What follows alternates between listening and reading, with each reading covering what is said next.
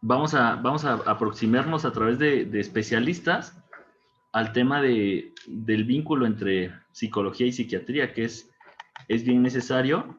Entre mejor conozca cada uno su campo y el vínculo, pues tiene mucha más certeza, ¿no? De qué es lo que le corresponde hacer a cada uno, y escuchar mucho cómo se entienden la psicología, la mente, el desarrollo psicológico desde otros puntos de vista, y sobre todo destacar todas las coincidencias. Entonces me da muchísimo gusto también empezar estas jornadas con la participación de la doctora Adriana Xochitl García Luna. Voy a platicarles un poquito quién es ella. Bueno, ella es médico cirujano por la Facultad de Medicina y Cirugía de la UAPJO, en Oaxaca. Cuenta con la especialidad en psiquiatría por el Hospital Psiquiátrico Fray Bernardino Álvarez, y cuenta también con la especialidad en psiquiatría infantil y de la adolescencia en el Hospital Psiquiátrico Dr. Juan N. Navarro. Dentro de sus estudios complementarios, cuenta con un diplomado en adicciones por la UNAM y una formación en psicoterapia psicoanalítica en el Centro Mexicano de Psicoanálisis para Psiquiatras. Ha participado como ponente en múltiples foros nacionales y a nivel local también, abordando temas como la depresión postparto, el vínculo socioemocional de niños pertenecientes a diversos tipos de familia,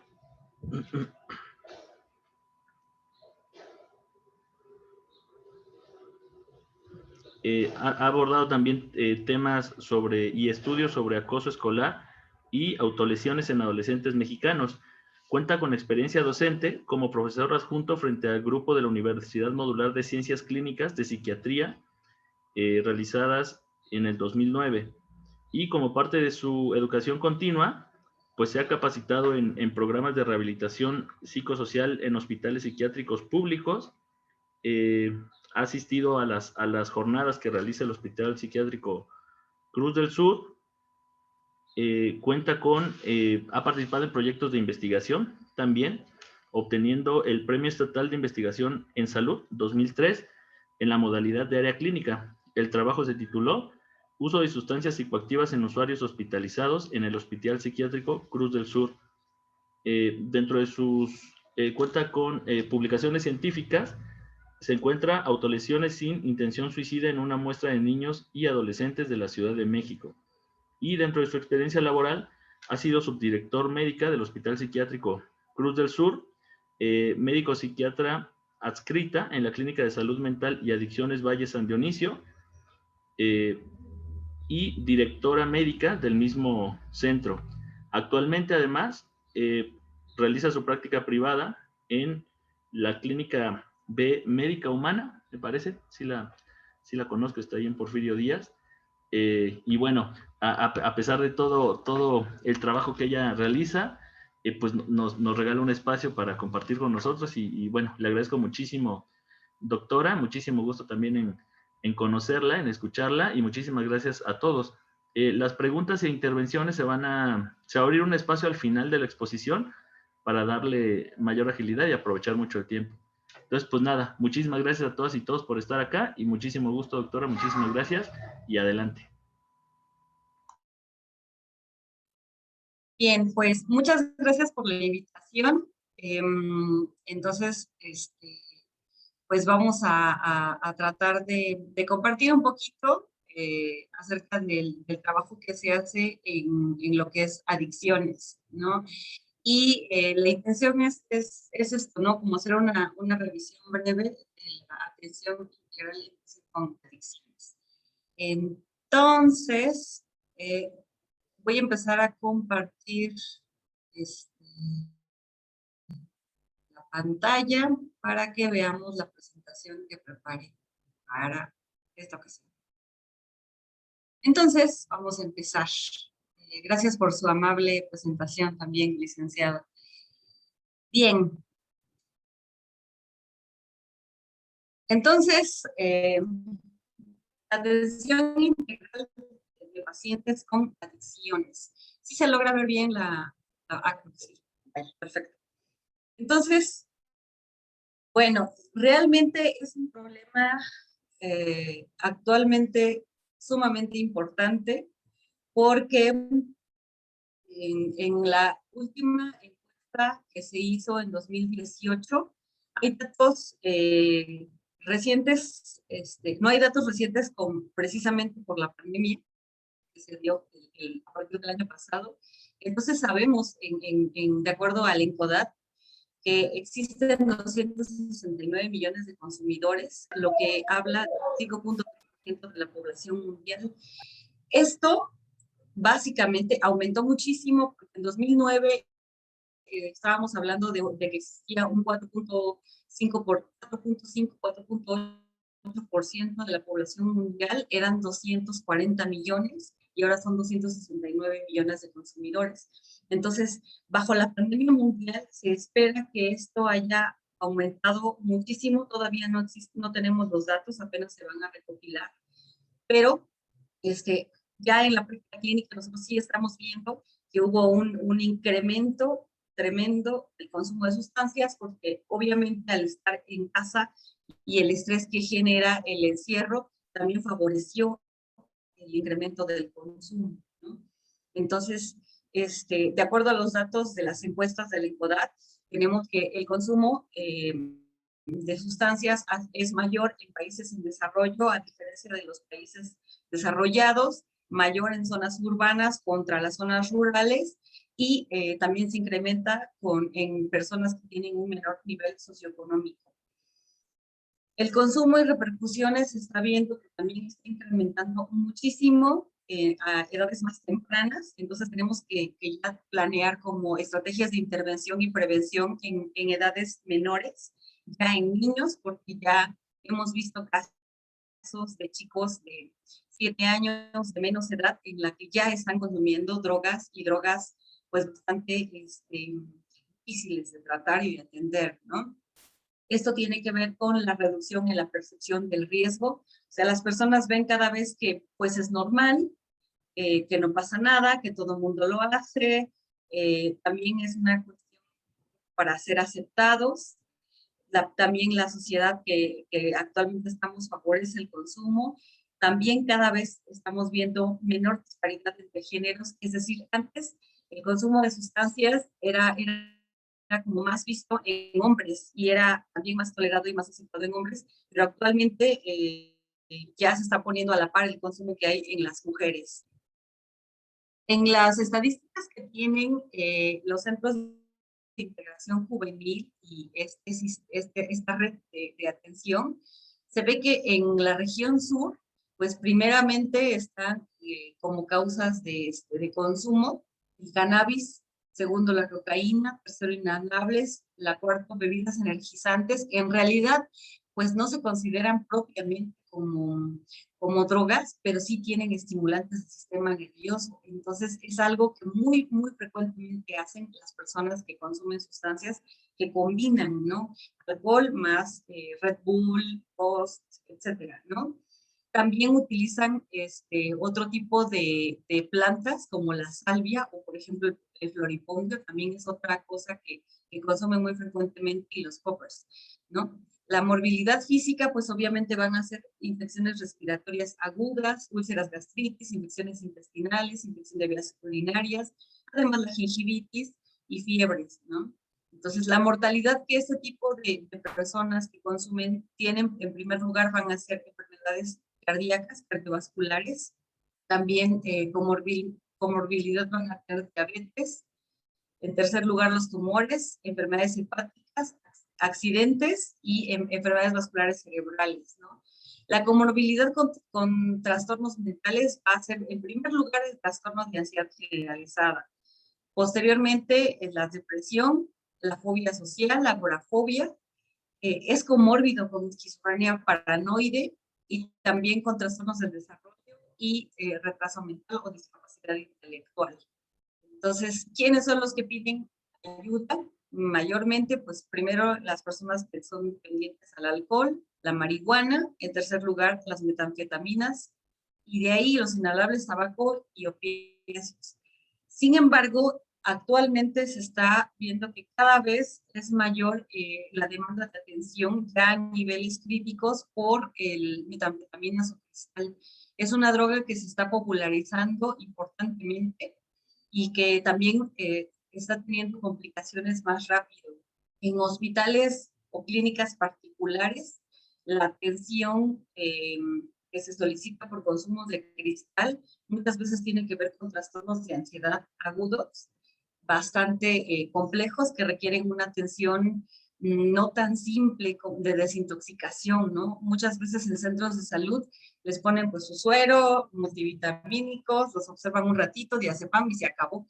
Pero ya actualmente los grados de la intensidad que tienen los síntomas que presentan por la intoxicación aguda son bastante importantes y requieren atención especializada de más días, más medicamentos y más dificultad para volver a estabilizarlos, ¿no? Entonces también estamos viendo que esto está cambiando. Entonces, vemos que el problema del consumo de sustancias es multifactorial, que no nos está favoreciendo que nuestra sociedad normalice el consumo de sustancias. Se ve como algo muy gracioso y sumamente aceptado que nos vayamos a tomar nuestras copitas más frecuentemente de lo que deberíamos. También hay mayor oferta de sustancias. Ahora no nada más tenemos el alcohol y el tabaco y importantemente la marihuana, sino que también tenemos una serie de drogas sintéticas y mezclas que hacen que ya no se sabe ni qué se están metiendo. También bajo un estado de intoxicación, la realidad es que es más fácil consumir otro tipo de sustancias y ni preguntan qué es. Entonces, cuando llegan a demandar una atención de desintoxicación aguda por las complicaciones que ya están presentando, muchas veces solamente nos dicen que es una pastillita o que es una mezcla y que saben que se llama Crash Bat o Loli no sé qué, pero no saben qué es, qué sustancias que contiene, o que es una capsulita roja, pero no saben realmente qué es, ¿no? Entonces tenemos una variedad impresionante que está avanzando muchísimo más rápido que incluso la tecnología. Entonces eso también no nos está ayudando para poder controlar y atender este problema. Y bueno, la comorbilidad. Esta parte es muy importante porque en realidad más adelante voy a hablar un poquito de patología dual, pero cuando hablamos de patología dual es tener un trastorno de salud mental y una adicción. Muchas veces no sabemos cuál fue primero, ¿no? Como el huevo y la gallina, ¿no? ¿Qué fue primero? Tenía un trastorno de ansiedad, un trastorno depresivo, y eso favoreció el consumo de adicción, o tenía un trastorno psicótico y eso favoreció el consumo de sustancias, o el consumo de sustancias favoreció ya un trastorno depresivo y de ansiedad. En realidad, actualmente se está viendo que esto va a la par y por eso es que también ya los programas actualmente van encaminados a no separarlos tanto, porque al final de cuentas afecta salud mental. Entonces, esto es un problema de salud pública sumamente importante. Las sustancias más consumidas, más populares, son el alcohol y la marihuana, aparte de las drogas de diseño, ¿no? Que, pues, obviamente son fácilmente disponibles. Las drogas de diseño ahorita están incrementando mucho porque es muchísimo, muy fácil conseguirlas, muy económicas. Entonces, también en los pueblitos, que nosotros decimos, no, pues es un ambiente más sano, realmente ya se está consiguiendo mucho más fácil incluso que la marihuana, ¿no? Y bueno, nuestra sociedad hedonista de satisfacción rápida y a menor costo y sin hacer nada, pues también no favorece que nosotros podamos controlar esta situación, ¿no? La cultura pro legalizadora, por ejemplo, que actualmente está en debate, ¿no? Si el ir aceptando y tolerando más el consumo de marihuana, que es más una cuestión política y económica. No voy a meter en más detalles, pero creo que hay mucha, creo que es muy evidente, ¿no? Que en los gobiernos también estas cuestiones culturales, sociales, económicas, están permeando y se está minimizando los riesgos que sí tiene y que ya está comprobado que tienen las sustancias, pero pues son, le digo, cuestiones como más político-económicas que de salud. Y eso no nos está ayudando en nada. Y también pues, la popularidad, ¿no? Que digo, es una secretaria, no es crítica, ¿no? Si los secretarios de gobierno de repente ya en la Cámara están consumiendo, aunque sea como una forma de protesta o broma, la verdad es que no nos ayuda a dar el ejemplo también en los menores.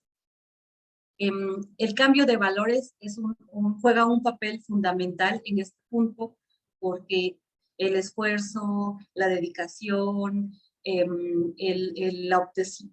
la tolerancia, la obtención de las cosas con los debidos procesos está cambiando, ¿no? A ser rico, ser millonario, tener muchas cosas rápidos sin tanto esfuerzo. Todo este cambio también no nos está favoreciendo para disminuir o minimizar el consumo de psicoactivos.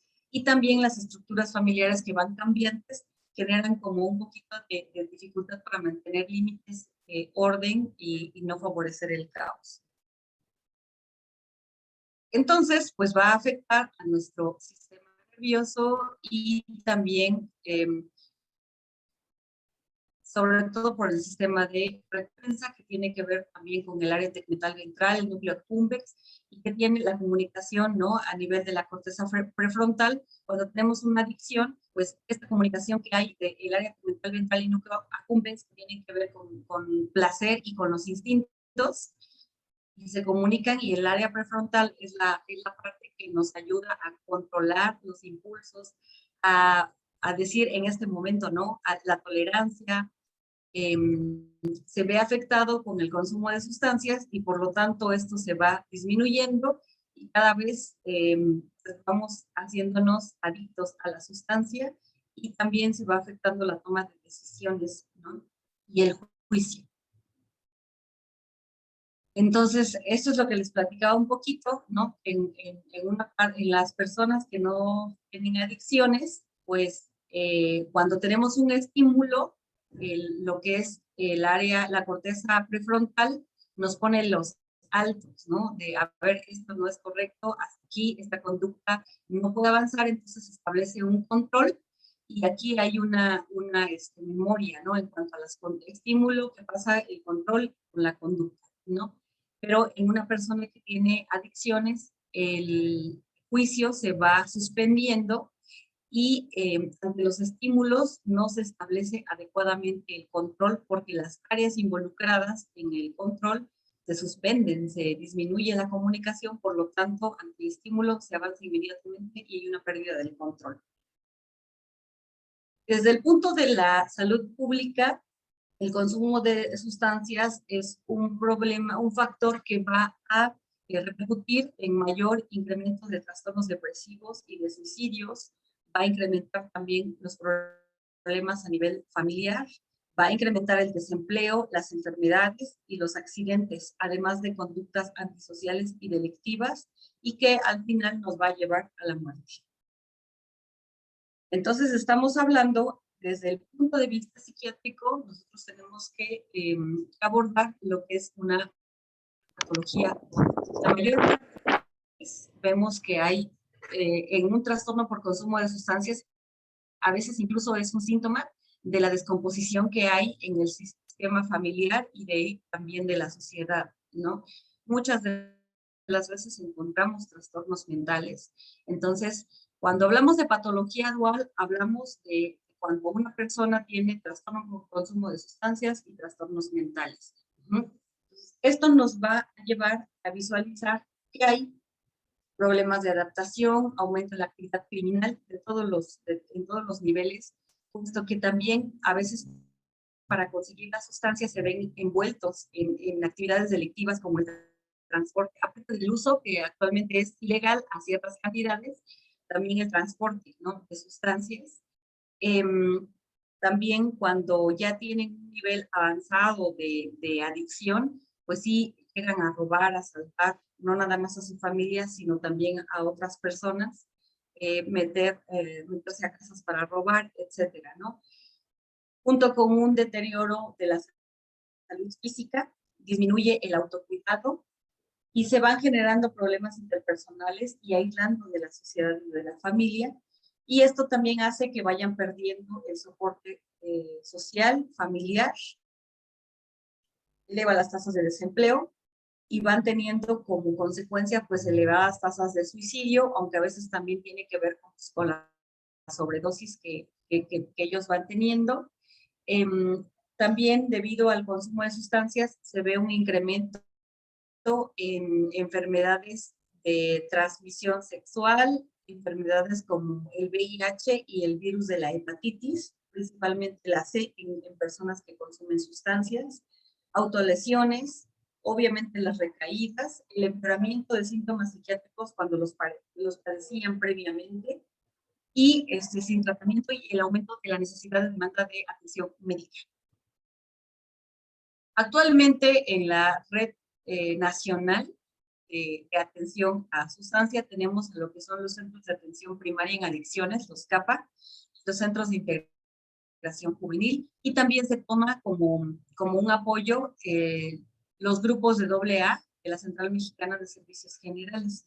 Realmente los que están tomados como en consideración institucional son los de la Central Mexicana de Servicios Generales de AA, no los demás, porque la Central Mexicana sí tiene una estructura muy específica y los anexos y otros grupos no siempre.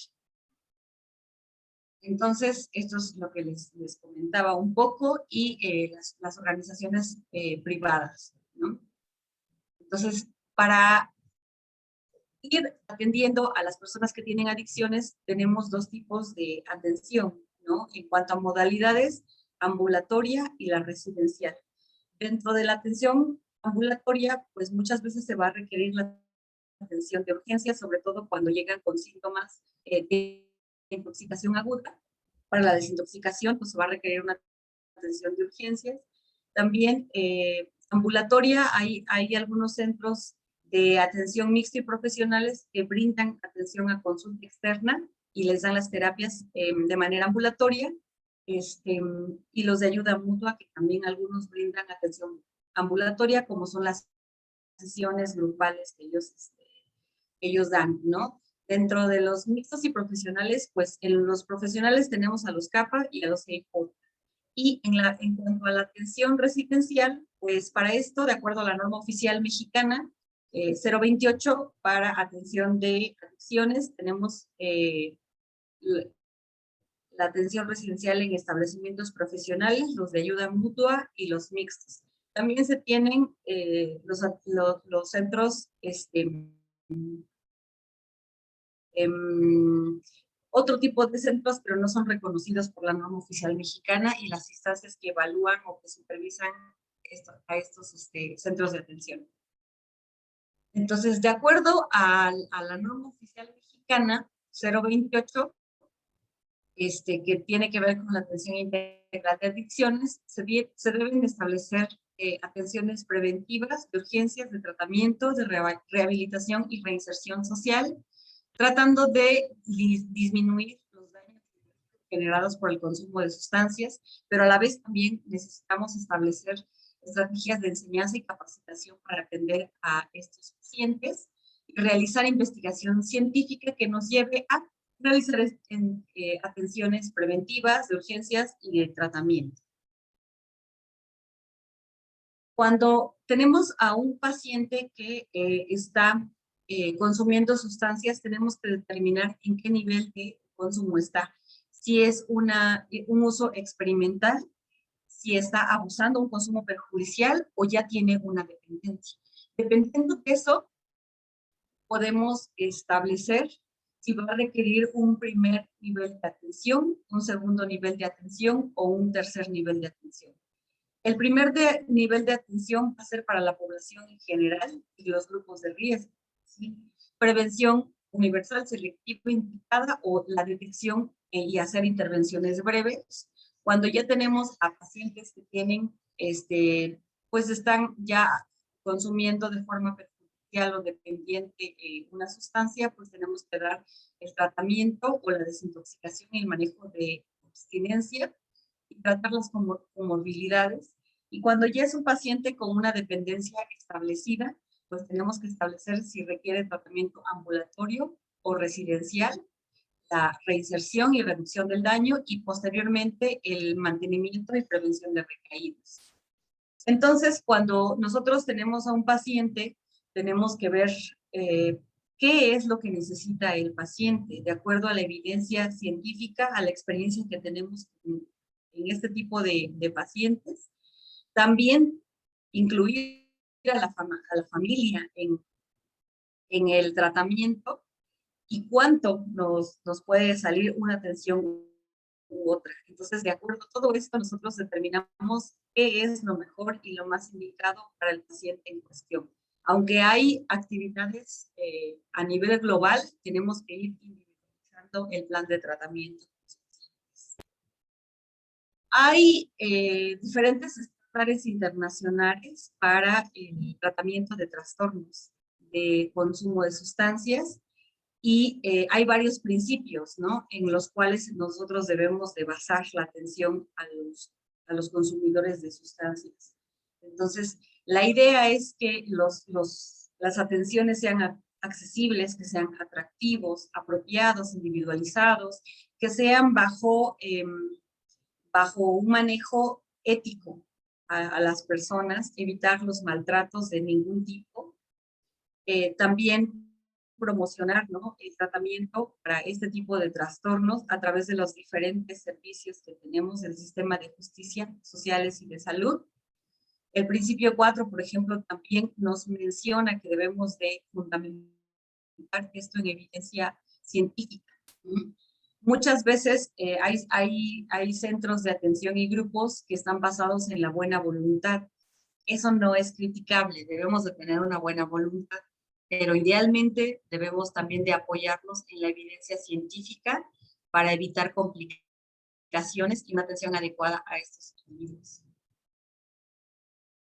Entonces también, dependiendo de las necesidades y condiciones de los subgrupos, tenemos que indicar el tratamiento y pues generar vínculos, ¿no?, para ser constantemente monitorizados y evaluados.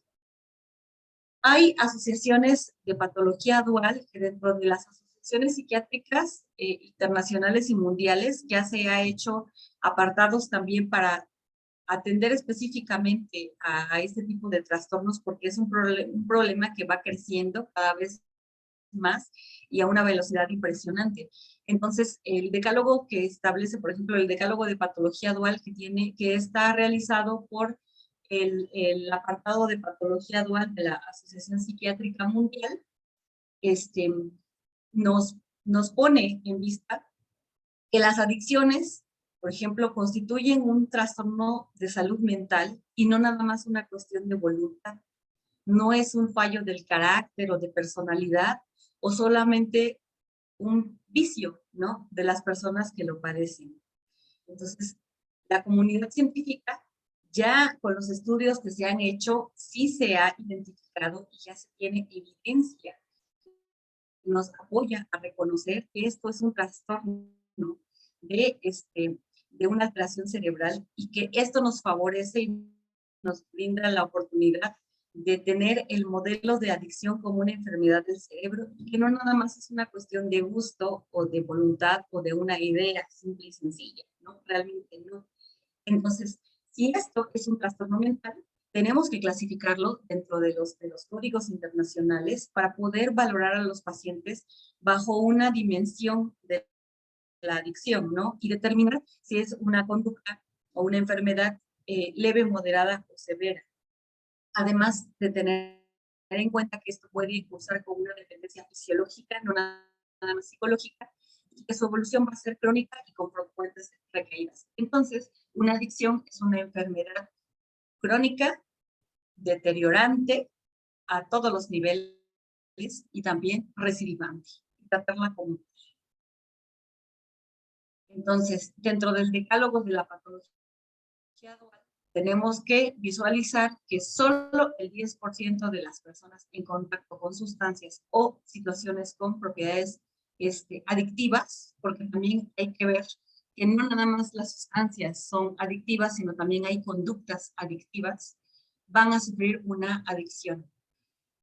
Entonces, no todos los que consumen alcohol, no todos los que consumen alguna sustancia obligatoriamente van a pertenecer a el grupo de adictos o de enfermedades de adicción. Ojo con esto, porque también muchas veces los pacientes nos dicen, es que mi abuelito, Juanito, tiene 90 años y toda la vida ha consumido alcohol de patita y mírelo, está re bien y nunca le ha pasado nada. No todos los organismos, todos los cuerpos son exactamente iguales. Algunos sí generan dependencias y complicaciones inmediatamente o a menor plazo. Y probablemente él está dentro del 90% de personas que no generaron una dependencia o una adicción. Sin embargo, ¿quién va a estar dentro de ese 10% que sí genera una dependencia? Pues no lo podemos saber, ¿no? Además, este número va cambiando. Como les comentaba, estos son datos que se tienen de hace unos años, pero en el último año, sobre todo con la pandemia, la verdad es que sí esperamos un incremento exponencial de las cifras que teníamos hasta previamente. Entonces, la susceptibilidad y vulnerabilidad va a estar medida por factores individuales, genéticos, de psicopatología propia y también del ambiente. Dentro del ambiente, la pandemia nos va a marcar un antes y un después. El quinto punto del decálogo de la patología dual nos habla de que las adicciones, en su mayoría, junto con otros trastornos mentales, se va a presentar en al menos el 70%. O sea, personas que tienen enfermedad adictiva van a presentar hasta en un 70% patología de salud mental. Y las personas que tienen un trastorno mental de cualquier tipo tienen hasta un riesgo como de un 50% de presentar problemas de uso o abuso de sustancias o de tener una adicción. Entonces, los pacientes con adicciones hasta en un 70% van a tener un trastorno mental. Y las personas que tienen trastornos mentales hasta en un 50% pueden presentar un trastorno por consumo de sustancias. Los estudios epidemiológicos actuales no están incorporando las adicciones comportamentales, por ejemplo, la ludopatía, la adicción al sexo, la adicción al internet, la adicción al teléfono, pero estas adicciones también se ponen en marcha en personas vulnerables y que también tienen trastornos mentales. No hay que perderlo de vista, porque sí estamos viendo este tipo de adicciones. Entonces, las actuales evidencias científicas, pues, a final de cuentas, ya sea una conducta o ya sea una patología, no son cosas diferentes, sino también van a dar una manifestación clínica distinta, pero se van a presentar de acuerdo a los tiempos y a las circunstancias individuales y de cada quien, conjunta o secuencialmente. Y distintamente de cuál se va a manifestar primero. Entonces, tener un enfoque de patología actual nos va a permitir que nosotros demos un tratamiento integral, biopsicosocial, personalizado para poder individualizar el tratamiento en las personas y no en las sustancias. Como en medicina se dice, se trata al enfermo, no a la enfermedad. Entonces, el punto 7 del decálogo nos habla de que los trastornos adictivos y la patología dual pueden ir asociados a otras enfermedades médicas. Es decir, también una persona que tiene diabetes, hipertensión, puede padecer trastornos de consumo de sustancias o trastornos mentales. Una persona que tiene un trastorno por consumo de sustancias puede también estar padeciendo diabetes, hipertensión, y con esto se va a desregular. No debemos de perder de vista que somos un todo, no nada más somos el alcohólico o el consumidor de tabaco o marihuana, sino también tenemos un metabolismo, un cuerpo que va a requerir las atenciones necesarias. Entonces, en pacientes con trastornos mentales, incluyendo los trastornos adictivos, deben de tener un acceso a un modelo asistencial multi y transdisciplinario que integre y coordine la red de salud mental y la red de adicciones. A esto se va caminando actualmente también de acuerdo a los sistemas federales, por ejemplo, el SAP, Servicios de Atención Psiquiátrica a nivel federal, ya está tratando de integrar esto y no verlo como una cosa separada. Por ejemplo, las normas oficiales mexicanas, dentro de las normas que atienden salud mental y adicciones, están separadas e identificadas específicamente, ¿no? La 025 tiene que ver con salud mental, pero solamente incluye salud mental, y la 028 es adicciones y solo adicciones. En realidad están combinados, no podemos separarlos del todo. Entonces esto ya se está tratando de mover en los diferentes lineamientos que se van a hacer a nivel nacional. Ojo, porque antes, por ejemplo, si un establecimiento psiquiátrico no atendía adicciones y no debería atender adicciones de acuerdo a norma oficial mexicana, y un establecimiento que atiende adicciones no debe atender salud mental de acuerdo a norma oficial mexicana, pero esto va a cambiar precisamente porque es parte de la salud mental. Entonces, y es establecer como un modelo integrativo.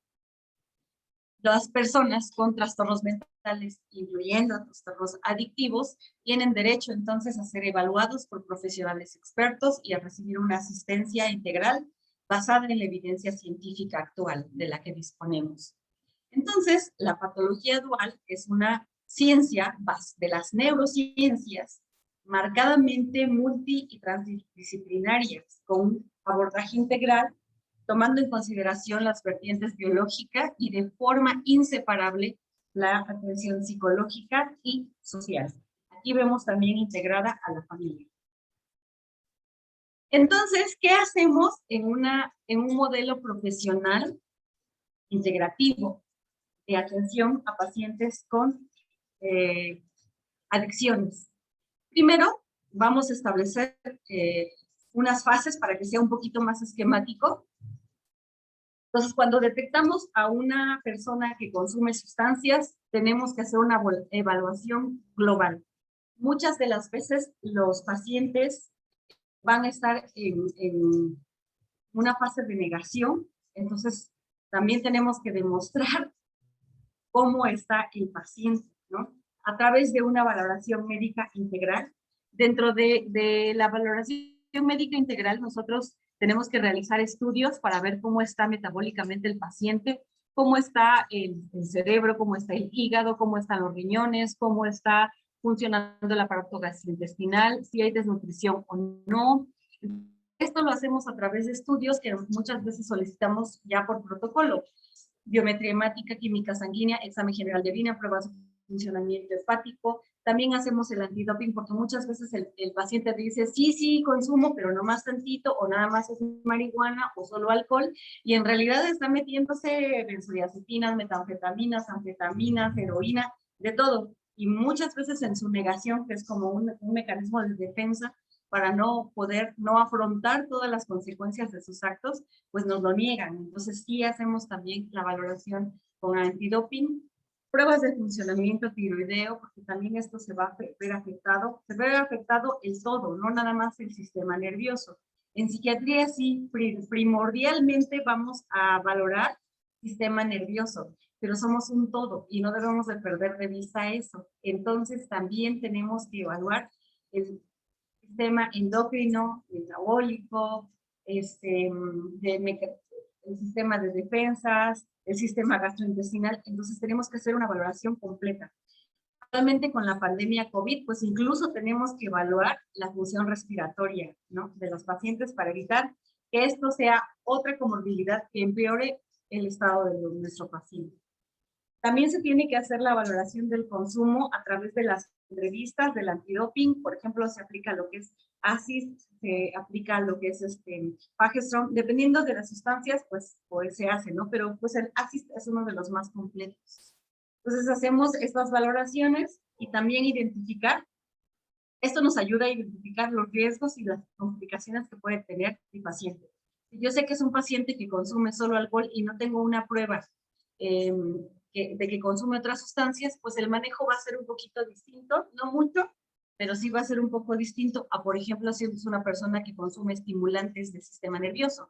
Los riesgos y las complicaciones van a ser un poquito diferentes y tengo que enfocarme un poco más dependiendo de las sustancias que consume. Y obviamente si mezcla y consume de todo, pues también va a ser mayor atención y mayores los riesgos, mayores las complicaciones que vamos a tener en la atención de ese paciente.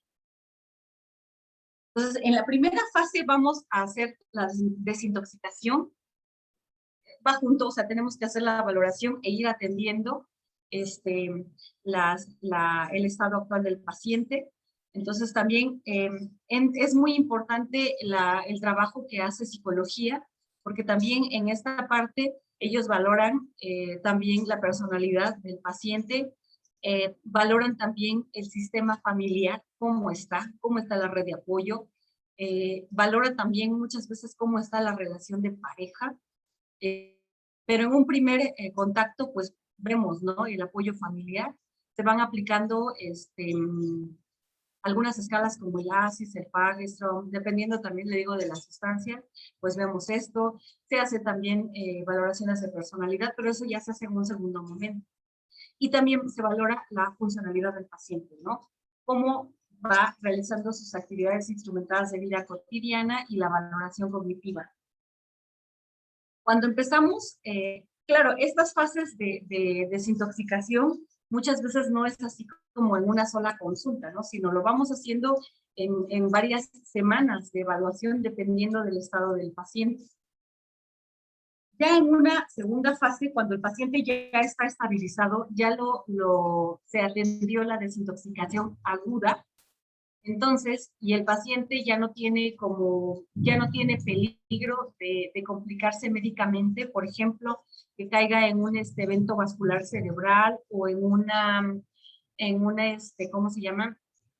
Un infarto o ya no tenga riesgo de caer, por ejemplo, en estatus epilépticos, en un delirium tremens por alcohol, y ya el paciente está más estable, pues ya pasa a la segunda fase, la de la deshabituación.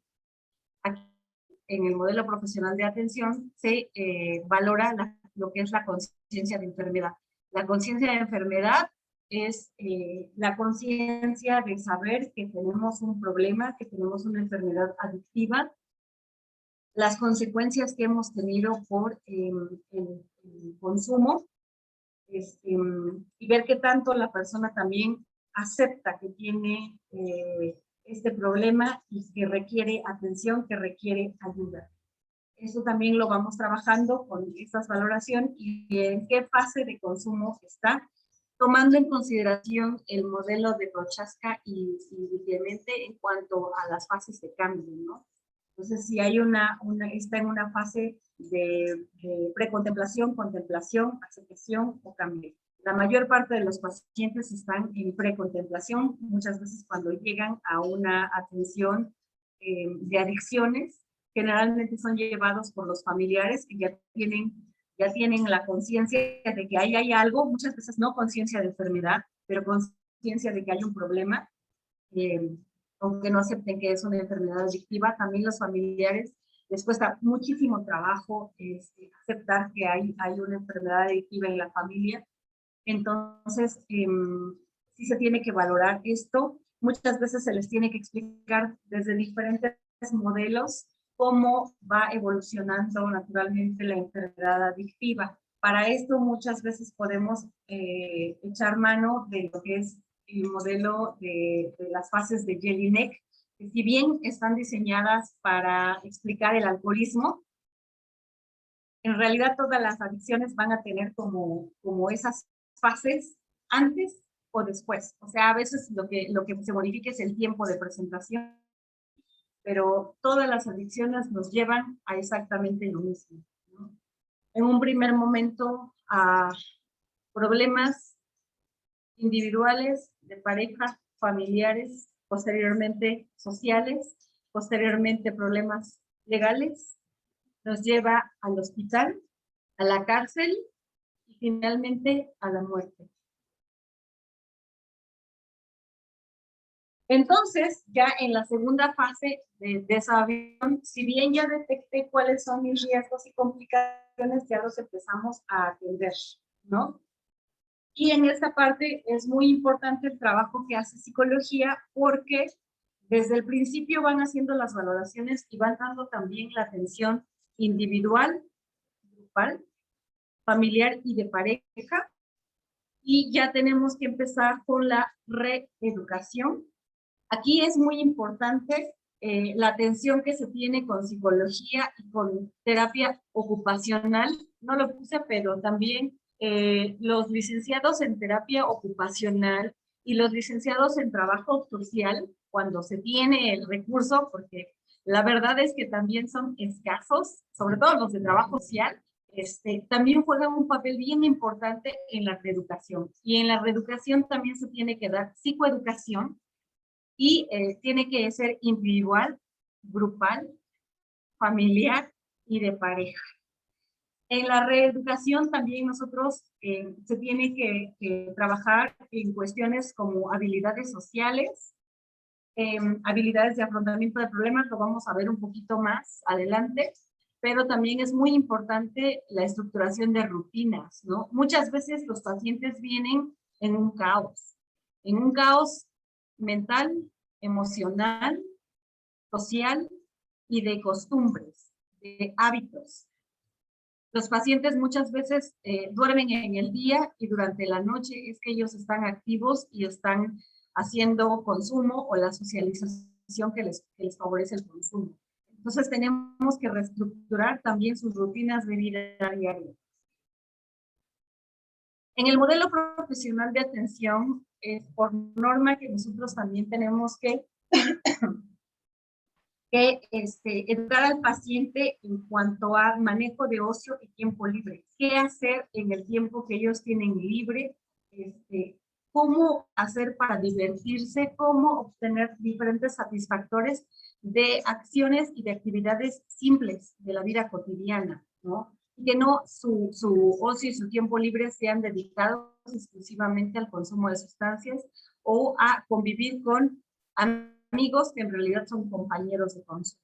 También un punto muy importante en el manejo de las adicciones y en el tratamiento de las mismas es el manejo de espiritualidad, ¿no? Este punto es muy importante porque muchos de los pacientes no tienen pilares a los cuales agarrarse y sostenerse. Entonces es nuevamente encaminar en crear una espiritualidad que tiene que ver más con la conexión que nosotros tenemos con el todo, con la tierra, con el universo, con la sociedad, y no nada más con alguna religión. Espiritualidad no es lo mismo que religión. Si tienen una religión, adelante, respetamos la religión que ellos puedan tener y que puedan abrazar los principios de la religión que tengan, o en el caso, por ejemplo, de ateos, finalmente también la aceptación de que somos parte de un todo, ¿no? Entonces, esta parte es bien importante y a veces bien difícil de manejar, pero sí debe de llevarse.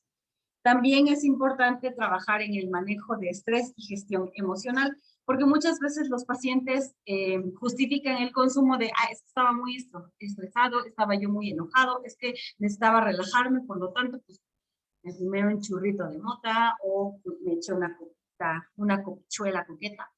Y de ahí, como hilo de media, no pueden el consumo, ¿no? Entonces, tienen que aprender y se les tienen que dar estrategias de manejo de gestión, manejo de estrés y cómo gestionar sus emociones de una forma adecuada y que no sea a través del consumo. Algo muy importante es el ejercicio físico, y el ejercicio físico no es nada más para detenerlos y matar el tiempo. En realidad, nuestro cuerpo, nuestro organismo está diseñado para hacer ejercicio físico, lo cual se ha visto afectado en las últimas décadas, porque pues ya estamos muy habituados a estar en una vida sedentaria. También, agradecemos pues la posibilidad de transportarnos, pero ahora para ir a la tienda que está a 3 cuadras, la gente toma mototaxi, ¿no? Entonces cada vez nos vamos moviendo menos, cada vez hacemos menos ejercicio, entonces sí es algo muy importante de retomar, porque el ejercicio físico, nosotros estamos diseñados para correr alrededor de 4 kilómetros al día, como una actividad habitual, sin que se considere como deporte. ¿Cuántos nos movemos actualmente? Pues yo creo que algunos no corremos, pero ni 100 metros, ¿no? Entonces, esto es importante, ya que el ejercicio físico es un regulador natural de diversos aparatos y sistemas. Regula lo que son nuestros biorritmos en cuanto a sueño, alimentación, de posiciones excretas también es un regulador. Regula la temperatura corporal, también regula el sistema nervioso y funcionamiento a través de la producción de adrenalina, noradrenalina y endorfinas que nos ayudan a estar con adecuados niveles de energía durante el día y de sueño durante la noche. Entonces, al funcionamiento de las neuronas también le ayuda. Entonces, no es nada más una cuestión de estética o de mantenerlos ocupados, sino también de regular naturalmente el ejercicio. Algunas instituciones dedicadas a las dependencias de psicoactivos recomiendan más o menos para el tratamiento de adicciones 3 a 4 horas de ejercicio diario. Entonces, ojo, porque sí tiene un sustento técnico, no es nada más porque se ve bonito a alguien haciendo ejercicio. Entonces, también se tienen que trabajar habilidades sociales. Esto es muy importante porque muchas de las veces no tienen las habilidades requeridas para poder socializar de una forma adecuada. Cuando hablamos de habilidades sociales, ustedes lo saben bien, realmente hay de primer o segundo nivel, incluso el saludar, el pedir las cosas por favor, dar las gracias, que son de primer orden o primer nivel, muchas veces se ven afectadas precisamente por el deterioro cognitivo que tienen los pacientes y por también la afectación emocional, la irritabilidad que presentan. Entonces es reeducarlos también en habilidades sociales de segundo orden, como por ejemplo pedir ayuda. Muchas veces ellos no saben ni quieren pedir ayuda. Entonces es importante también reeducar en eso. Y sobre siempre hay, en la vida siempre lo van a ver, pero este tipo de pacientes tienen afrontamiento de es la cultura hedónica, quiero el placer y lo quiero ya, y lo quiero así. No sale como yo quiero, a la hora que quiero, del color de a la frustración y tener otras habilidades para afrontarlos de una manera más funcional. Y bueno, entonces, eso es lo que nosotros tenemos que ir haciendo, ¿no? Cuando nos a un paciente y también en la fase de rehabilitación, ¿no? Tenemos que ir a trabajar con el paciente su proyecto de vida.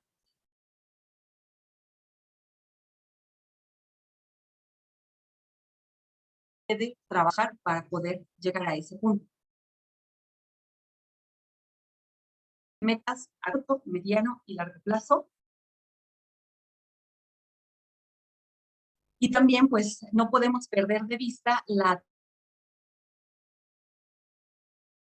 desde el primer contacto tenemos que ir atendiendo a las familias, valora qué tanto contamos con la familia, cómo está el soporte, qué tipo de problemas tienen, cómo está el sistema familiar y los subsistemas, las intervenciones. Y la atención a familiares educativos requiere la mayor parte de familiar. Cuando contamos con el servicio de terapia familiar, es un plus y una ayuda impresionante con ellos, porque también psicólogos especializados en terapia familiar tampoco son demasiados. Especificaciones. Entonces, ojo por allá, lógicamente aumentando. Área fértil es un área que va demandando cada vez más a personal capacitado. Adicciones, la verdad es que no es lo más fácil por la frustración y el alto nivel de recaídas y de fracasos que tenemos, pero es un problema que tarde o temprano va a terminar tocándonos, aunque no nos dé las complicaciones que tiene. En la tercera fase, que sería la ambulatoria, pues ya se va trabajando en lo que es inserta a la familia y a su ambiente, al paciente, y este es cuando en un primer momento nosotros determinamos que ese paciente requería atención médica y tratamiento farmacológico. Lo recomendado es un año, año y medio de tratamiento para la organización. Se considera que la persona está rehabilitada de una adicción cuando puede probar, cuando puede demostrar ciencia. Entonces, para eso también nos sirven los seguimientos nutricional de psiquiatría. Parte de la valoración integral importantísima es la nutrición, por eso te les comentaba que si el paciente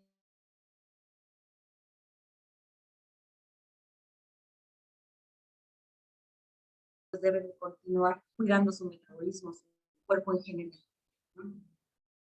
Entonces, pues a grosso modo, este sería como el esquema general de una atención integral de pacientes con adicciones. Y en este momento, si tenemos tiempo, pues estoy abierta a contestar sus dudas y escuchar sus comentarios. Muchísimas gracias, doctora. Pues adelante, si alguien quiere preguntar, puede abrir su micrófono o vaciar su pregunta o su comentario en el chat también y ya le apoyamos. Entonces, no sé si hay alguien que quiera preguntar. Bueno, en lo que se animan, me gustaría, a mí me gustó mucho, o sea, porque me generó, es un mundo el tema de las adicciones que muchas veces lo vemos así como de afuerita.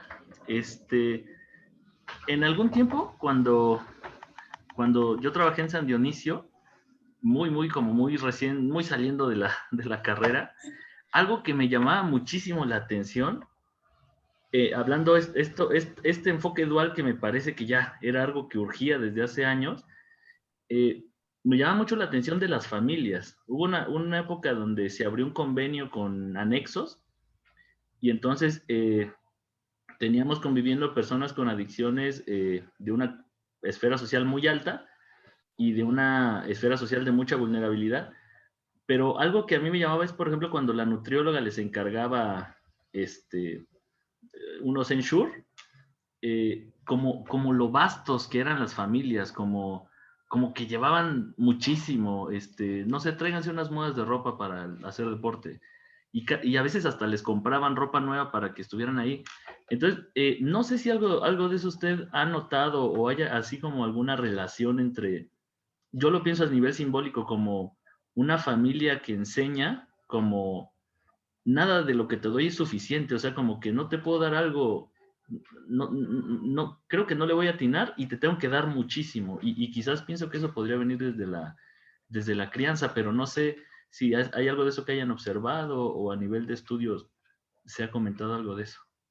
Sí, la mayor parte, como les decía, a veces es un poquito difícil establecer quién fue primero, ¿no? Si el huevo o la gallina. A veces es un poquito difícil establecer qué fue primero, el trastorno mental o la adicción. En el diplomado que cursé en la UNAM nos comentaban, ¿no? Que muchas veces en realidad desde el enfoque sistémico, muchas veces la adicción solamente es un síntoma de cómo está la familia, ¿no? Y a veces es el chivo expiatorio en donde se depositan todos los problemas que existen en la misma. Realmente como todo nos da una idea de qué es lo que sucedió. La mayor parte de las familias de pacientes con adicciones, hablo, la mayoría, no generalizo, la mayoría, la muy mayoría, de familias son disfuncionales. Algunas por negligencia, algunas por sobreprotección. Entonces, esta parte de te doy mucho, a veces tiene que ver con la sobreprotección y también a veces yo creo que tiene que ver con las culpas.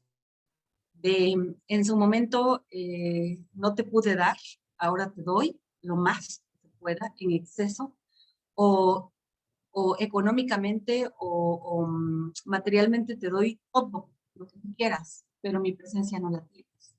Entonces, una forma de compensar eh, ausencias, una forma de compensar faltas. Vemos los extremos. Hay familias que te dan en exceso y hasta se nos descomponen, ¿no? Algunas cosas porque aunque les dices que necesitas 30 palanquetas, te mandan 90, y hay otras que no te mandan ni una nunca, ¿no? Entonces, sí, le digo, vemos los extremos. También vemos familias que es justamente esa parte de, te estoy dando, pero quisiera no nada más no darte, sino hasta quitarte, ¿no? Y es de aquellas familias que son las menos, ¿no? Pero sí nos tocan las que te cuentan las tabletas, ¿no? De cuántas tabletas va a necesitar, ¿no? Pues mande un tratamiento para un mes, 3 cajas. No, ¿cuántas tabletas necesita? Y te las cuentan y te las quieren entregar a ti en la mano. Por ejemplo, en mi caso, que ahorita estoy como directora de la clínica, a mí me lo quieren dar, no a la enfermera como corresponde, sino a mí y me cuenta tableta por tableta. Entonces, ahí ves la dinámica familiar y las emociones expresadas y las relaciones ambivalentes que establecen entre ellos de amor-odio, entre otras muchas relaciones, ¿no? A veces son relaciones conflictivas, pero sumamente estrechas, a veces relaciones distantes, periféricas. Lo que hay en común es que son familias disfuncionales.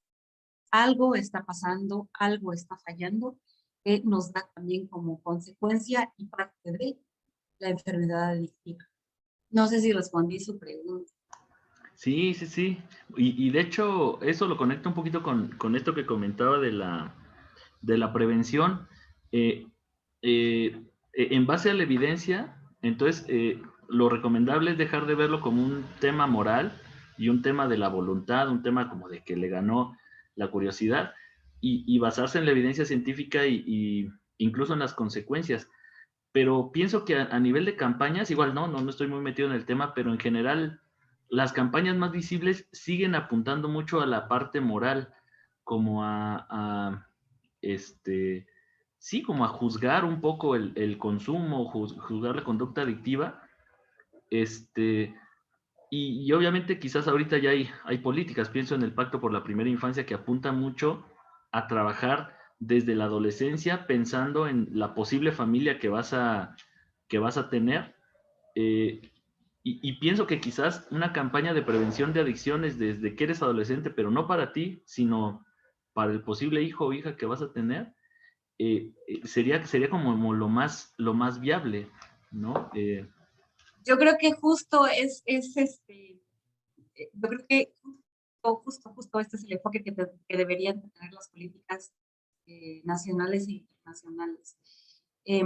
La verdad es que ya cuando ves todas las complicaciones, las consecuencias que tiene tanto el individuo como las familias como la sociedad por el consumo de adicciones, por esta enfermedad, pues la verdad es que cada vez necesitaríamos que las políticas de prevención fueran ya a edades más tempranas, o sea, de verdad, desde el kinder.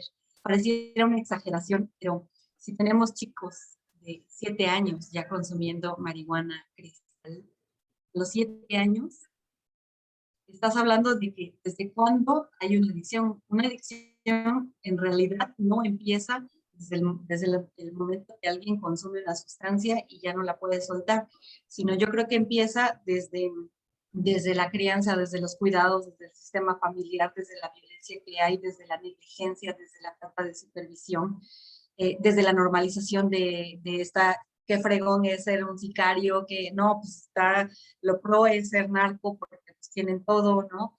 Entonces, desde ahí, desde cómo está nuestra sociedad, creo que desde ahí ya vamos favoreciendo las adicciones, ¿no? Entonces, sí, cada vez necesitamos como ir enfocándonos en edades más tempranas y en educar a los que van a educar, ¿no? No nada más a nivel de maestros o de profesionales, sino como individuos, ¿no?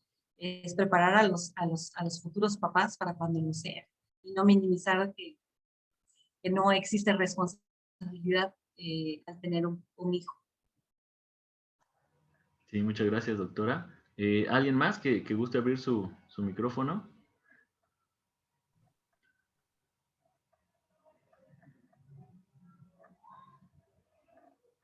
bueno, yo mientras quiero aprovechar, entonces porque sí tengo muchas más. Pensaba también en el tema del personal, ¿no? Ahorita que se habla como de un equipo integral, ¿no? De profesionales de varias esferas. eh, hay mecanismos particulares para cuidado emocional de quienes atienden, porque seguramente al estar implicado también el aspecto mental, no sé, pues hay características realmente de mucha demanda, de poca satisfacción. Hablaba usted un poquito de la frustración a veces en los tratamientos.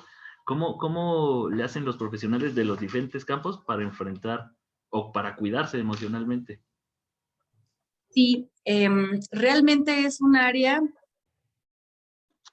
que desde la visión que tenemos para trabajar con adicciones, desde ahí ya vamos empezando los estigmas que se tienen, ¿no? La verdad es que yo recuerdo que cuando estaba en el servicio social de medicina, la verdad es que llegara digo, lo voy a decir tal cual lo se ve o se piensa, ¿no? Ah, ya llegó este borrachito, ¿no? De cada 8 días, que te llega en la madrugada porque ya se cayó y se rompió la cabeza, y tú estás plácidamente durmiendo, y qué necesidad tienes tú de alguien que por gusto se fue a romper la cabeza, ¿no? O que se siente súper mal y está en estado de abstinencia con un temblor, una sudoración profusa y que se siente súper mal y te llega en la madrugada cuando tú estás pues, descansando a gusto, ¿no? Entonces es de, ¡oh! El fastidio de tener que atender a alguien que por gusto se buscó lo que le pasa. Cambiar esta visión a esto es una enfermedad y la persona no tiene un control de sus emociones, de sus pensamientos, de su voluntad, es bien difícil, es sumamente difícil y creo que, que la idea también es como informar, porque si como profesionales de la salud no tenemos esta visión, digo, a mí me costó mucho, mucho trabajo cambiar esa ay, lo hace por gusto, a es una enfermedad, llevamos años y un mundo de diferencia y un montón de trabajo y un montón de experiencias, ¿no? Entonces, no es tan sencillo y es comprensible que las personas que no se dedican a esto lo vean como, tú lo haces porque quieres, ¿no? Tú lo haces por gusto. Entonces, es bien difícil y desde ahí yo creo que partimos. Para poder cambiar esta visión, la verdad es que yo lo hice hasta después, ¿no? De muchos años, digo, yo ya estaba en psiquiatría y seguía teniendo esa visión y me costaba muchísimo trabajo y yo decía, ah, no me gusta eso, ¿no? Y de hecho, por eso precisamente, entré al diplomado porque me di cuenta que como no me gustaba, pues no sabía, entonces dije, pero eso no lo hago por gusto, esto va incrementando, entonces voy a tener que saber porque me va a tocar. Y, y entonces fue que poco a poco fue cambiando mi visión de las adicciones, ¿no? Entonces, además de ver que esto es una enfermedad, entenderlo nosotros que los atendemos y después transmitir esto es bien difícil al paciente y a sus familiares. Es un área altamente frustrante, altamente demandante, porque al cardiólogo el paciente va y dice, ah, me muero, por favor, atiéndame. Y lo que usted diga, doctor, yo le hago caso. Pero con nosotros, digo, y ustedes desde psicología lo dicen, ¿no? ¿Por qué voy a ir al psicólogo si yo no soy? ¿Por qué voy a hacer lo que usted me dice si yo no soy adicto? O sea, yo tomo porque quiero, yo me drogo porque me gusta, no porque tengo una adicción. Entonces, esa visión genera mucha dificultad para dar un tratamiento. Muchas de las veces ni siquiera es pedido por el paciente. Pues ahí desde ya empezamos con dificultades. Entonces, para dedicarse a esto, la verdad, es precisión y nada por el estilo. Sí se requiere una estructura de personalidad lo suficientemente afianzada, fuerte, con altos niveles de manejo de emociones, de afrontamiento de problemas, de mecanismos de defensa, tienen que ser de mediana a alta estructura, porque si no, la verdad es que terminas o psicotizándote, o deprimiéndote, o generándote una ansiedad. Entonces, necesitas tener como elementos suficientes que te sostengan, Y de ahí, cada uno de nosotros necesita un proceso, tanto terapéutico y de saneamiento grupal, capacitación constante y contención. Yo no hablé específicamente de la clínica, pero en la clínica sabemos que este tipo de situaciones no son fáciles. Entonces, normalmente tenemos que estar dando reuniones de capacitación, reuniones entre las diferentes áreas y con todas las áreas para ver qué está pasando y cómo podemos ayudarles a todos y entre todos. Y también el manejo integral es saber y tratar de trabajar como equipo. No somos enemigos, somos igual, y si al menos no quieren ser amigos, compañeros, y necesitamos apoyarnos, ayudarnos, porque solitos no vamos a poder. Y ahí es donde tenemos también que tener un poco de humildad para saber que yo podré ser psiquiatra o médico o psicólogo, pero no soy omnipotente y tampoco omnisapiente, no lo sé y lo puedo absolutamente todo. Necesito del otro para poder trabajar de una manera más adecuada. Necesitamos ayudarnos, necesitamos establecer comunicación y decir, ¿sabes qué? Este es mi límite, ya no puedo. O hasta aquí, ya no sé qué hacer, y ayudarnos. Entonces, digo, sí es todo un trabajo de... Creo que como directores muchas veces de los lugares en general, pero sobre todo cuando vemos adicciones, mucho de nuestro trabajo es contener no nada más a los pacientes y a los familiares, sino al personal, ayudarlos y que su vida personal no venga hacia el trabajo, ni el trabajo se vaya a su vida personal. Y es una cuestión de estarlo recordando constantemente, porque sí se nos olvida. Y a veces las emociones, y tomar esta parte, ¿no? Debemos de ser empáticos, pero empatía no es simpatía, porque la simpatía cansa, desgasta y a veces hasta nos destruye.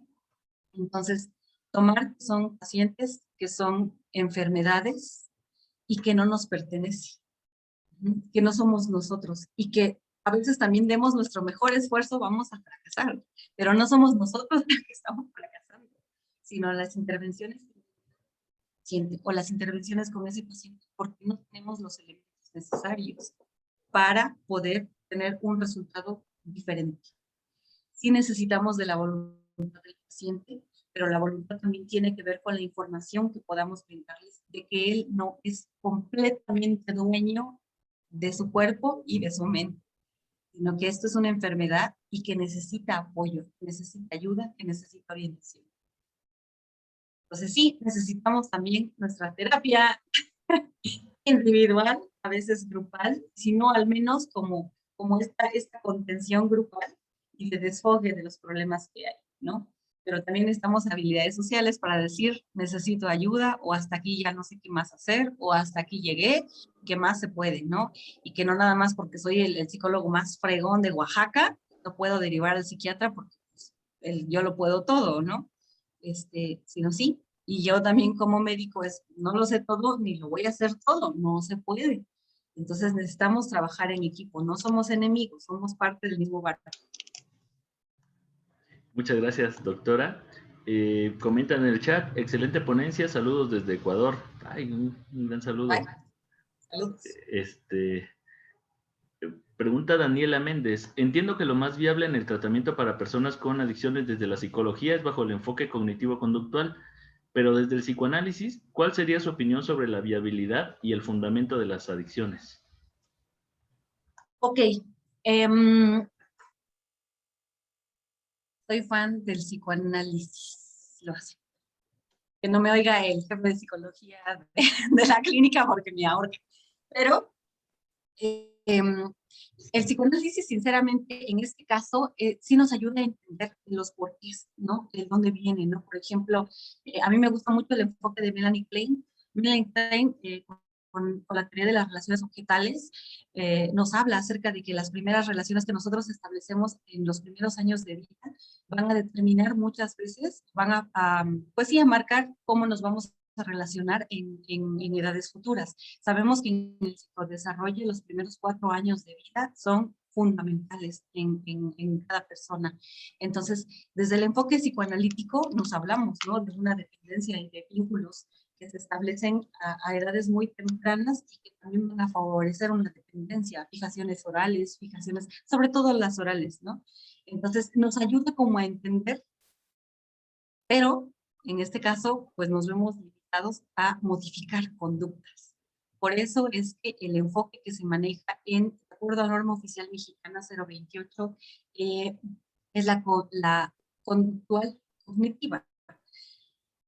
El psicólogo Aris, de psicología, no se cansa ni se cansará, yo creo, de repetirnos que el enfoque conductual, antes que cognitiva, nos, nos ayuda a cambiar las conductas y las ideas de los pacientes, ¿no? Desde el enfoque psicoanalítico podemos entender las causas, entender los vínculos, entender las dependencias y en qué etapa del psicodesarrollo se fijó el paciente y por eso tenemos una alteración como una dependencia, ¿no? En cuanto al tratamiento, pues nos vamos a enfocar en la teoría conductual cognitiva, ¿no? Precisamente porque podemos medirla, podemos establecer tiempos, podemos aplicar escalas y tener como resultados objetivos. Los resultados en psicoanálisis, si bien son reales, son subjetivos y a largo plazo. Y a veces el tiempo que tenemos para poder obtener resultados o la vida del paciente no es tanta. No sé, si más o menos le respondí algo de lo que preguntaba. No sé, Daniela, ¿qué opinas? A mí me gustó mucho oír esto de que el psicoanálisis creció con la psiquiatría y la verdad para mí es bien valioso oír que dentro de la psiquiatría se le siga dando ese valor. Y sí, sigue siendo algo que no se puede decir en público porque las normas...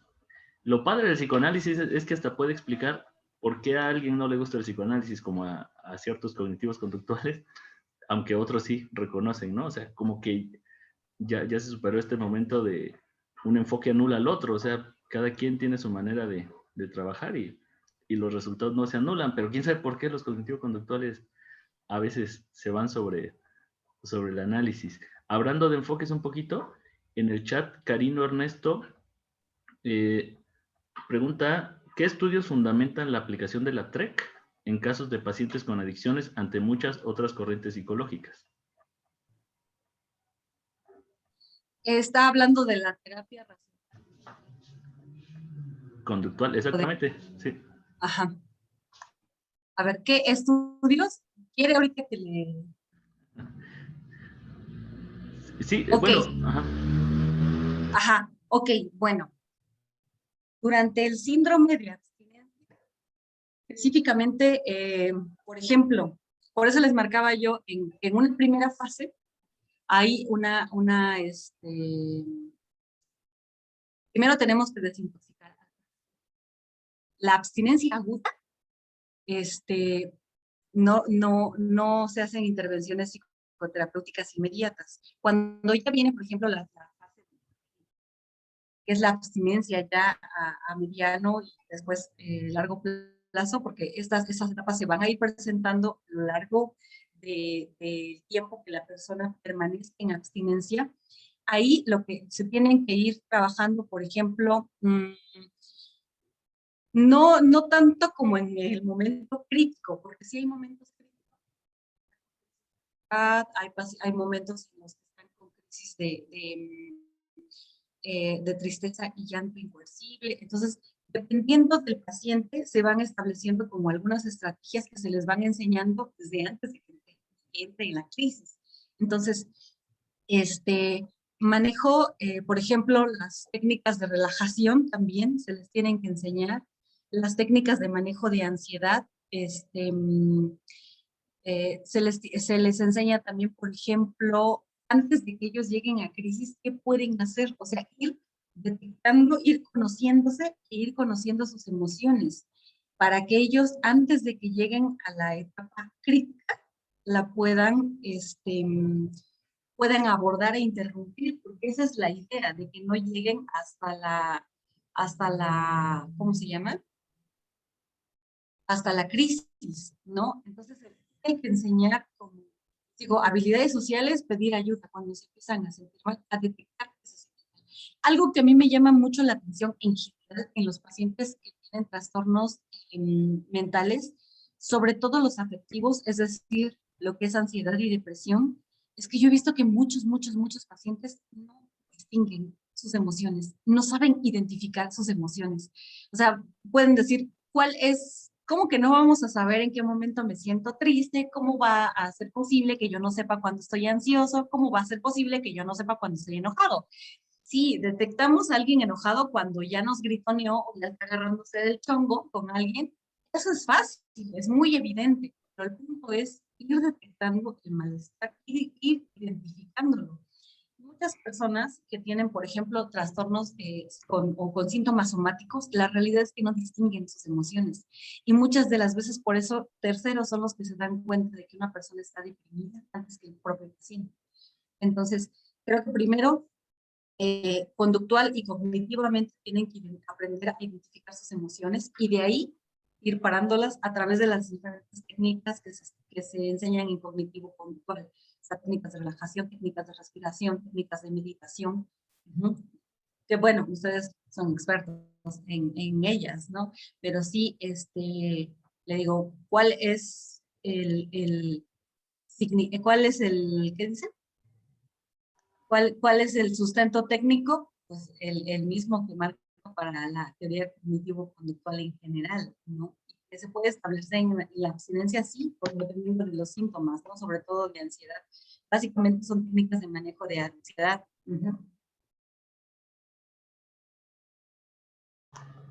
Gracias, doctora. No, leí la pregunta de la cita. O sea, ahorita no se por eso le comentaba yo como no, al principio, ¿no? Al principio del tema, que en realidad sí esperamos que vaya, porque con la pandemia y el encierro se favoreció el consumo de sustancias. Muchas personas que tenían trabajo seguro, o sea, personas que trabajan en gobierno, en instituciones privadas, etcétera, pero que los mandaron a casa a resguardarse y a hacer home office o de gobierno y que también consumían sustancias, no quiero enterar a nadie, este, pero pues tenían dinero y mucho tiempo libre, entonces esto favorece el consumo.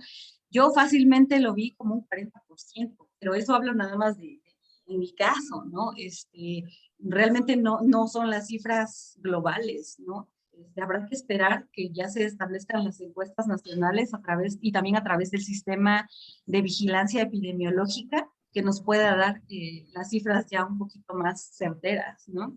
Y además también hay que recordar que muchos que consumen no van a solicitar atención y decir, oiga, yo consumo, ¿no? Entonces, eso es como un subregistro que no nos permite darnos cuenta de la realidad total. Gracias, doctora. César Eduardo pregunta, ¿cree que las adicciones se puedan basar en significado y significante? ¿Y todo este problema de adicciones se lo puede trabajar con el aprendizaje vicario? Dentro de un proceso ambulatorio se podría trabajar una terapia de enfoque integral. Saludos desde Ecuador. Sí, la verdad es que le digo, creo que en un momento en el que el paciente tiene mayor conciencia de enfermedad y que él desee trabajar esas partes, creo que sí, yo creo que sí, sí. Yo no estoy cerrada, pues, a que en un momento dado se pueda hacer una intervención analítica con un enfoque psicodinámico y mostrarle a los pacientes, ¿no? Como la raíz de su problema, trabajar desde ese punto. Recientemente, un paciente comentaba, ¿no? Que en algún momento estuvo en la clínica y ha seguido con su problema de adicción, pero volvió porque al fin ya está trabajando en él. Ahora sí quiere él trabajar en él mismo. Bueno, lo he querido, pero realmente no ha tenido los elementos necesarios individuales para hacerlo. Y me comentaba él, ¿no? De que hasta ahora se atreve a hablar acerca de que él cree que su adicción tiene que ver con muchas cosas que nunca se atrevió a hablar. Callaba ¿no? Y que dentro de un punto sumamente importante y que él considera que es como una de las causas de su dependencia y de su adicción, es precisamente que hubo un abuso sexual. Pero como hombre, pues es más difícil de hablar, como hombre es más difícil de afrontar algo así, y todo lo que pueda tener, ¿no? Significado, ¿no? Significados y significantes y muchas cosas que tienen que ver con las relaciones, los vínculos que se establecieron, todo. Entonces, yo no lo mando a psicoanálisis porque pues, va encontrando su camino, pero sí vino, ¿no? A pedir ayuda. Ojalá y también podamos brindar como el apoyo que él requiere. Pero sí, o sea, le digo, yo creo que en un primer contacto, en un primer momento, pues el psicoanálisis no nos va a dar una intervención en crisis o aguda. Sin embargo, ya en un momento posterior, en el mantenimiento, en el seguimiento, yo creo que podría en algunos casos ayudarnos mucho. En pacientes, por ejemplo, que tienen un deterioro cognitivo importante, pues lo cognitivo también se tiene que rehabilitar, pero no va a tener como los elementos suficientes para trabajar un enfoque dinámico. Gracias. Daniela comenta a propósito de la respuesta que hace rato ofreció sobre el tema del psicoanálisis y que ahorita lo abordó también.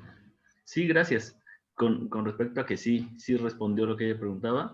Quizá parte de la premura del tratamiento cognitivo-conductual es parte del mismo sistema capitalista que exige la funcionalidad de las personas. El psicoanálisis quizá toma mayor tiempo, pues implica justo analizar los vínculos y estructuras. Pienso que las adicciones son entonces el síntoma, habría que ir al fondo para resignificar. Y yo coincido con Daniela mucho en que hemos hablado aquí mucho de la importancia de los vínculos y si alguien dijo desde el inicio que la relación terapéutica era impensable su éxito sin tomar en cuenta la relación paciente-terapeuta, fue Freud. Y yo tengo la esperanza con esto que nos platicó hoy del enfoque dual, que los enfoques no directivos se van a ir abriendo espacio, van a caber más. Quizás nos lo va a abrir mucho el tema de las terapias narrativas, el enfoque sistémico, porque incluso me parece que la norma incluye el tema del humanismo también. Entonces, yo creo que por ahí sí se va a retomar mucho, ponerle, abrir este espacio del que habla Daniela, que quizás no siempre se puede ofrecer para la escucha. Pues no está tan sesgado su planteamiento. La realidad es que la salud mental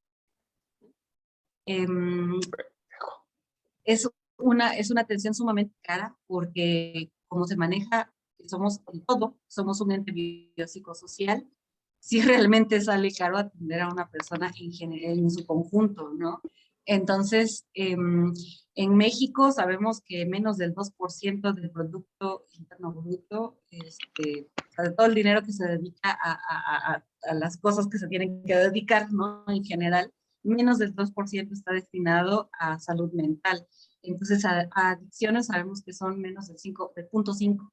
Entonces, por eso es que no hay atenciones residenciales en el país, en el sistema federal. Creo que CIJ tiene, me parece que tiene dos lugares donde hay internamiento y no es larga estancia, o sea, solamente son cuestiones de desintoxicación por un tiempo específico. Por ejemplo, el gobierno el Departamento del Distrito Federal tiene también, me parece que son 2 toxicológicos, pero igual no es larga estancia, son para desintoxicación aguda. Entonces, ¿por qué? Porque es muy caro. Es muy caro atender esto, atender al individuo, sus complicaciones metabólicas, físicas, atender a la familia, atender a la pareja, atender todo lo que se tiene que atender, que es demasiado caro, demasiado. Entonces, la verdad es que también se tiene que hacer intervenciones efectivas y en un tiempo específico, que también nos ayude a hacer la conciencia de enfermedad de los pacientes, ¿no? Entonces, muchas veces necesitan pruebas, necesitan evidencias. Desde, mira, si aquí tu hígado está mal, entonces míralo aquí. O sea, si no, no te creen, porque no quieren creer. Entonces, yo creo que el enfoque sí podría hacerse de una forma psicodinámica, pero ya en un estado de mantenimiento, en un estado o agudo, no, no, porque no tienen lo que se necesita. Para empezar, muchas veces ni siquiera están en conciencia, no están alertas, eh, no tienen lo que se necesita para establecer un trabajo analítico, ni siquiera ponen atención. Entonces, a veces incluso aplicarles una escala de depresión o de ansiedad de un todo. Entonces, sí, muchas veces es como una válvula de escape o como una forma de anestesiarse acerca del sufrimiento, de evitar el sufrimiento o del sufrimiento que hay en parte de la familia. O a veces es como el chivo expiatorio para poder resarcir las culpas y las cosas que hay, ¿no? Para no ver lo que sí hay ahí, ¿no? Que a veces son problemas entre los papás o problemas en la familia o cosas que se callan. En cuanto a la otra pregunta de la neuroanatomía, es una clase que lleva bastante tiempo, sinceramente, ¿no? En cuanto a la maduración cerebral, la maduración cerebral en los hombres alrededor de los 30 años, en realidad es que los hombres dejan de desarrollarse globalmente alrededor más o menos. Pero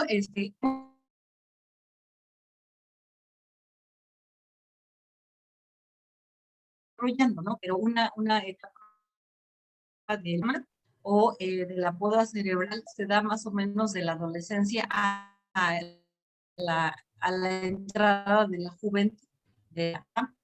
Entonces, en este periodo es donde se hace una remodelación, se llama la poda cerebral, es como un hábito, ¿no?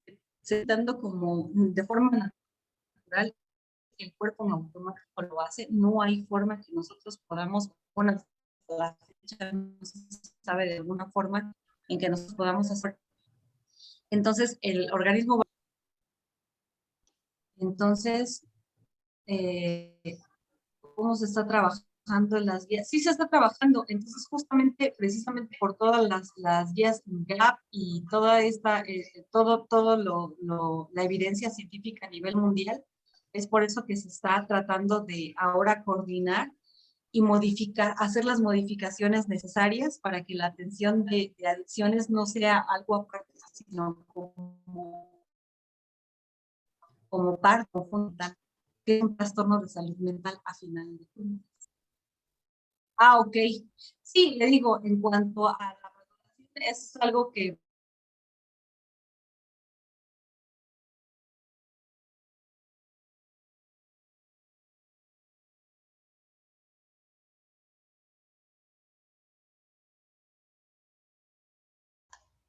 Hola, hola. licenciado Juan José. Sí, es que el internet... Bueno, Listo, le escucho. nada, doctora, muchísimas gracias. De verdad es bien padre encontrarnos con esta apertura para compartir con gente de nuestro campo. Hay aquí psicólogas, psicólogos estudiantes, pasantes, que vaya, que trabajan en los diferentes municipios del estado. Entonces, seguro que esto nos deja muy enriquecido a todas y todos. Y nada, pues agradecerle muchísimo. Y bueno, no, si usted me autoriza, voy a compartir en el grupo que tenemos de las jornadas su correo electrónico, porque estoy seguro que habrá quien quiera invitarla, incluso a capacitaciones o consultar con usted, para que vayamos haciendo más grande este círculo, esta red.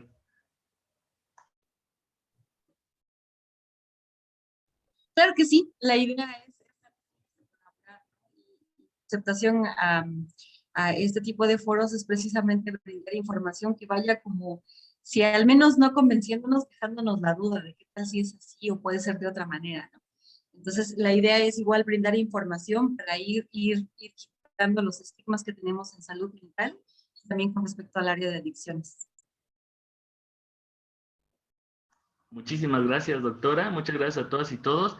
Voy a poner ahí en el chat mi número de teléfono. Si alguien quiere integrarse al grupo, que tenemos de las jornadas, mándenme un mensaje con su nombre completo, porfa. Ahí subimos todos los días los datos de acceso y les vamos a hacer llegar también el enlace del video.